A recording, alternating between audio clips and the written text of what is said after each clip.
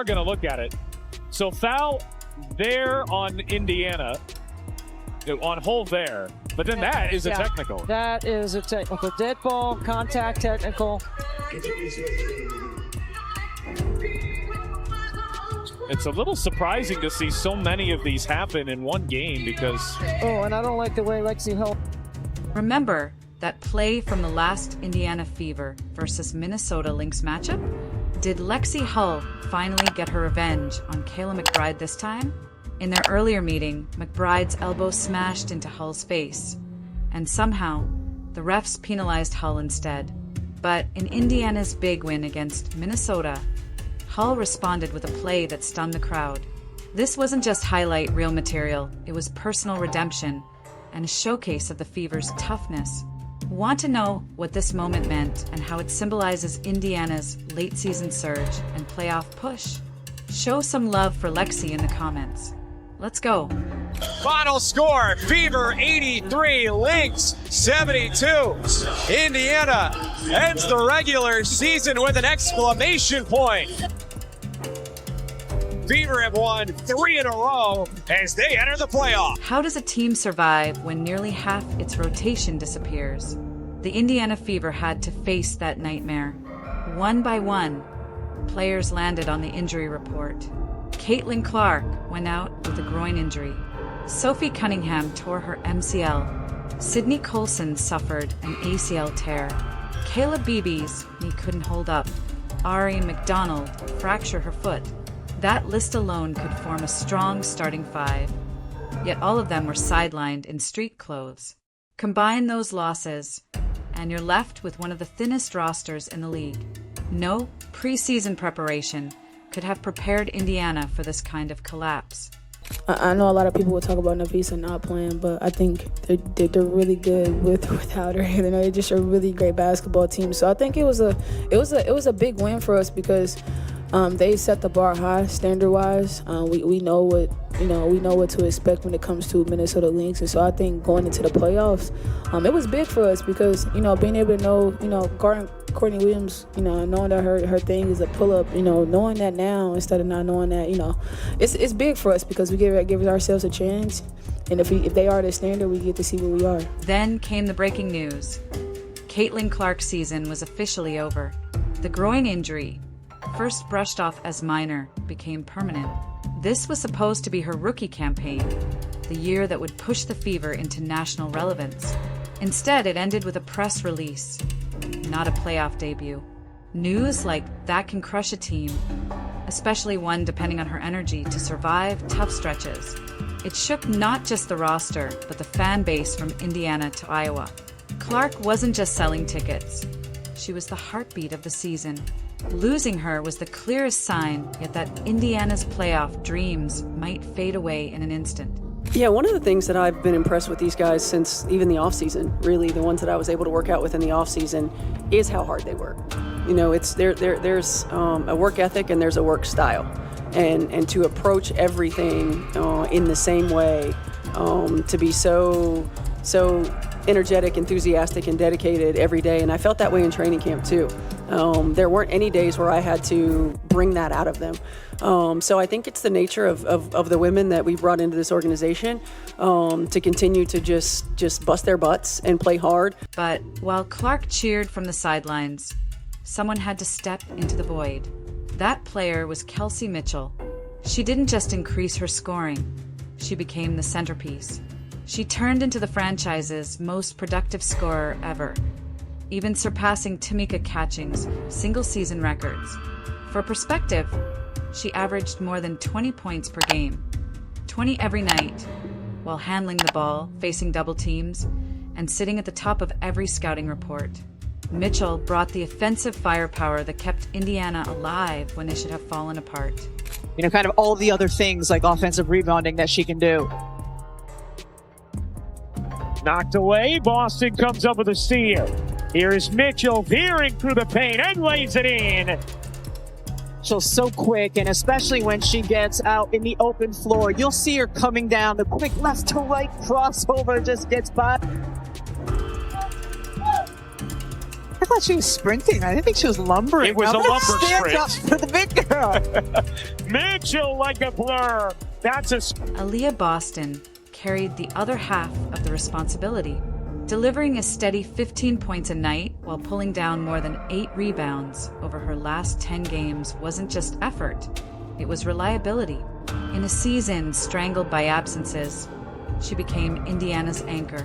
Her ability to battle bigger forwards, clear the glass, and extend possessions made her the team's insurance policy. No matter how scrambled the lineups looked, Boston stabilized the middle. She set a new franchise record for single-season rebounds, and her consistency kept the Fever's defense from collapsing completely. Only 8 teams have ever done that. 7 of them went on to win the title. As Boston gets free and lays it in. She will be on my first team. Boston in the paint, sneaks through 2 and lays it in. She deserves a first-team All-WNBA spot. Boston in the paint, slipping between 2 defenders for a layup. Now ask yourself, after all this, could the Fever still believe in a playoff berth? By logic, the answer should have been no. Yet the story didn't stop there. Instead of folding, Indiana turned every setback into motivation. The frustration, the referees, the constant lineup changes, all became fuel. Role players became nightly contributors. Hardship signees stepped up with double-digit performances. Bench players embraced larger minutes with pride. Fever done with the MVP, okay? Bow, bow, bow! Hell yeah. You already know what it is. Dubs in the chat, you already know what it is. Woo! You already know what it is. Let's go to the playoffs with some momentum, baby. The turning point was clear. The Fever stopped treating injuries like a death sentence and started using them as a rallying cry. That change reshaped their play and altered how fans viewed them. By the time Minnesota came into the picture, the headlines weren't about circumstances anymore. What mattered was resilience, setting the stage for one of the season's most emotional wins. Why did the victory over the Lynx feel so significant? Because it was. Indiana wasn't just closing out the calendar. They were facing the league's gold standard, a top team in the standings. This wasn't about pride. It was about survival in the playoff picture. And the Fever didn't blink. Already locked into the postseason, they had a chance to climb higher, secure a win, and possibly land the 6th seed depending on other results. That may not sound like much, but it mattered. A higher seed meant better matchups, a chance to make real noise, and proof they belonged at the playoff table.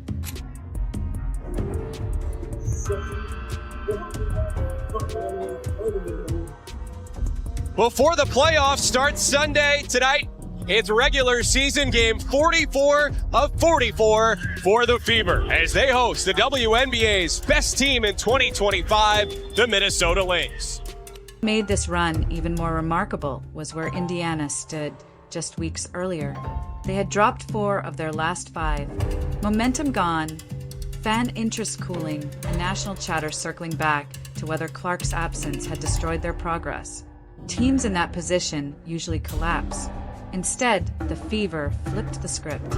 They strung together 3 straight grind-out wins. Each one showed a roster that had redefined itself. The 3rd came against Minnesota, and it mattered most because nobody thought Indiana could handle them at this stage. It'll be Alana Smith jumping it up against Aaliyah Boston. The ball is tipped, and it's time to hoop at Indy. A 10-0 run to start this game for Indiana, and Minnesota wants a timeout.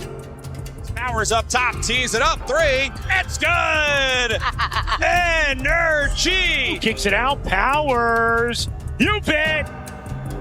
Back-to-back threes from Aerial Powers. The Fever double up the Lynx in the first quarter. It's Indiana 28, Minnesota 14. The way Indiana controlled that game silenced the doubters. From the opening tip, they looked prepared and confident. A 10-0 first quarter run sent a statement. They weren't just hanging around, they were dictating. By halftime, they built a double-digit lead and never once looked like they'd lose it. Minnesota tried to find rhythm, but cold shooting combined with Indiana's defense turned possessions into wasted chances. The Lynx hit just 2 of 20 from 3, and every miss reinforced the reality. This was Indiana's night. Indiana is 4 for 4 from three-point range. Mitchell connects on a 3. Sims leaning jumper is good. Kelsey driving left, puts it in off the backboard. We'll do it for the first half. Indiana shoots 58% from the floor. Part of the story was the unlikely sparks of production. Odyssey Sims, signed on a hardship deal not long ago, dropped 15 points. That's not just filling minutes. That's a veteran proving she still belongs in this league. Then came Aerial Powers, with Minnesota threatening to close the gap in the second half. She buried back-to-back threes that flipped momentum squarely back to Indiana. That stretch didn't just add 6 points to the scoreboard.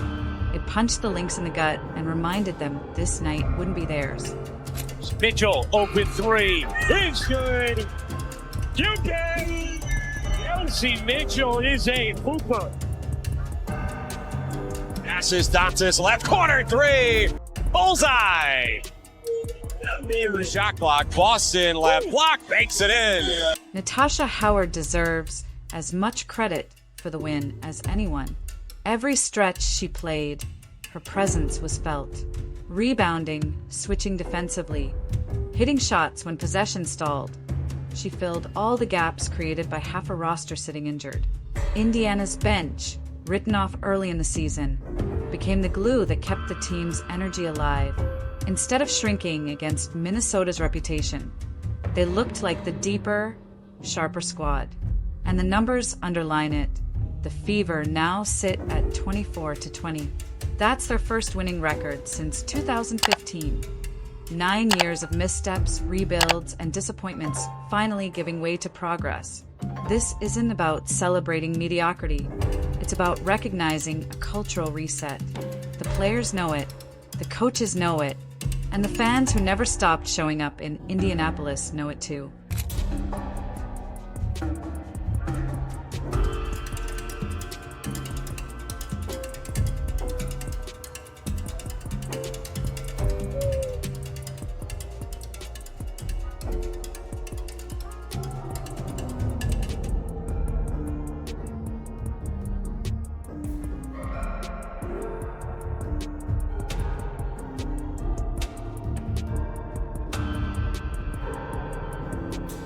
And yet, Caitlin Clark was still in the mix, even in street clothes. Cameras caught her signaling for a timeout, literally waving her hands like a coach on the sideline. She barked out coverages, gave instructions, even cracked jokes with the refs. Teammates looked to her for cues, and it was obvious her impact hadn't slowed just because she wasn't suiting up. Coach Clark isn't an official role, but in that game, she might as well have been wearing a polo. Fever dub with the MVP, okay? Bow, bow, bow! Hell yeah. You already know what it is. Dubs in the chat, you already know what it is. Woo! You already know what it is. Let's go to the playoff and some momentum, baby. 13. So, was this victory a fluke? Not even close. It was a controlled, statement performance from a team proving it belongs in playoff conversations, even without its brightest star. And while the group effort was impressive, the moment fans kept buzzing about afterward wasn't just the team win. It was personal redemption. Lexie Hull's showdown with Kayla McBride became one of the night's biggest storylines. Few things are more satisfying than seeing a team prove doubters wrong. Unless it's watching one player get the kind of payback fans have been waiting for. For Hull. That payback came the second she squared off against Minnesota. Weeks earlier, McBride's elbow had bloodied her face, and the refs had made it worse by hitting Hull with a technical. That night had left fans outraged and convinced Indiana never got a fair shake. Here's Mitchell. I think that's a 2. Doesn't go. And now it's McBride getting Hull. That one might be a problem. Indiana just taking shots to the face. So when Indiana drew Minnesota again, all eyes locked on Hull. Fans wondered, would she shy away from guarding McBride? Would she carry that painful moment with her? Or would she flip the script and deliver her own statement? Justice was in the air before the opening tip. This wasn't just another matchup. It was a character test. Tonight for Indiana, but then Paulson gives it right back, and Howard cashes in. To perform like this, but they have 5 different players almost at all times who can bring the ball up the floor. Usually 4 or 5 were adept at making shots from deep. I mean, you just saw a big there creating her own look as well from Natasha Howard. Career high in terms of her field goal percentage, and you see her here, the little spin to the middle. That's a tough shot. Hull's responsibility had already skyrocketed with the roster chaos. With Sophie Cunningham sidelined, she became Indiana's only healthy wing. That meant heavier minutes, more shots, and far less margin for error. In the previous Minnesota matchup alone, she logged nearly 40 minutes and poured in 23 points. Her best game yet in a Fever jersey. She wasn't a stand-in anymore. She looked like a centerpiece, and that confidence carried into every drive, every jumper, every rotation. By the time this game tipped off, she had all the momentum she needed for her defining moment.